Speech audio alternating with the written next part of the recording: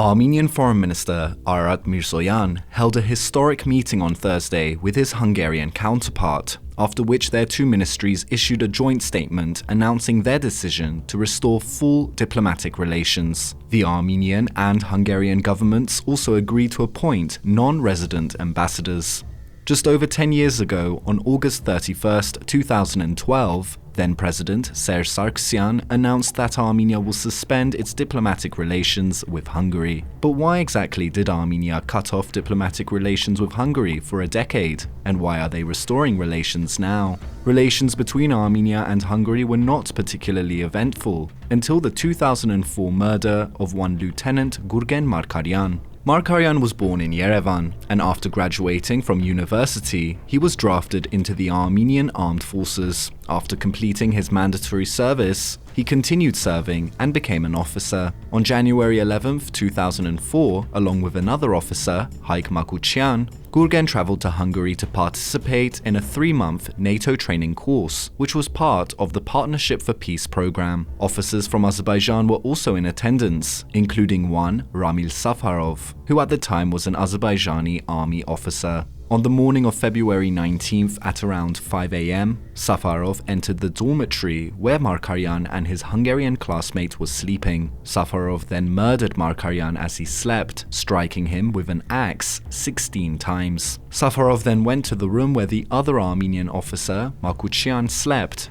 but the door was locked. Makuchian's Lithuanian bunkmate did not allow the door to be opened, and soon after, Hungarian police arrested Safarov. In April 2006, a Budapest court sentenced Safarov to life in prison without the possibility of parole. That, it seemed, was that. But then a decision that shocked Armenians across the world came in August 2012. Hungary agreed to extradite Safarov to Azerbaijan. Safarov was greeted with a hero's welcome in Baku and was promptly pardoned by Azerbaijani President Ilham Aliyev. The Azerbaijani Defense Ministry even raised his rank from lieutenant to major. Safarov's pardon and promotion sparked outrage in Yerevan, where protesters gathered outside Hungary's consulate and tore down the Hungarian flag. A number of international organizations and even then US President Barack Obama expressed concern and disappointment with the Azerbaijani authorities over Safarov's case. Washington moreover requested an explanation from Budapest regarding its decision to extradite Safarov back to Azerbaijan. By March 2013, Markaryan's relatives appealed to the European Court of Human Rights, which recognized the Azerbaijani and Hungarian governments as respondents in the Safarov case.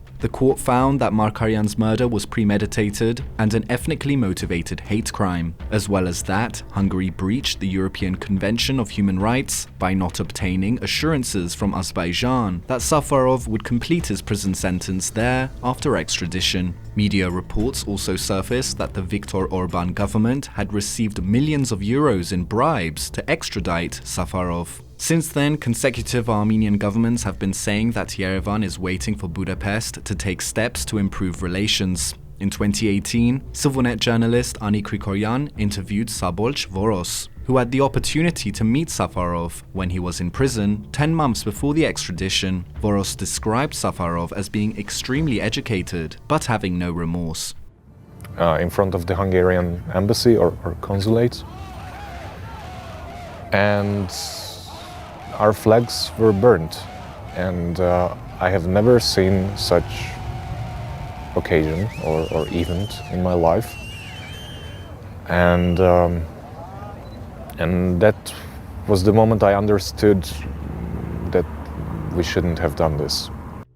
In December 2021, news came that 5 Armenian prisoners of war who had been held in Azerbaijan had been repatriated thanks to Hungarian mediation. In November of this year, Armenian Deputy Foreign Minister Paruyr Hovhannisyan explained that apart from the return of the 5 POWs, a school in Armenia named after Markaryan received aid from Hungary. Hungary also renovated an Armenian church in Budapest and sent Armenia a batch of COVID-19 vaccines. Now it seems that a page has been turned, though there are those in Armenia who are still apprehensive about this decision and are calling for a formal, official apology to the Markaryan family. Others argue, however, that Armenia should put state interests above all else and will benefit from cooperation with Hungary.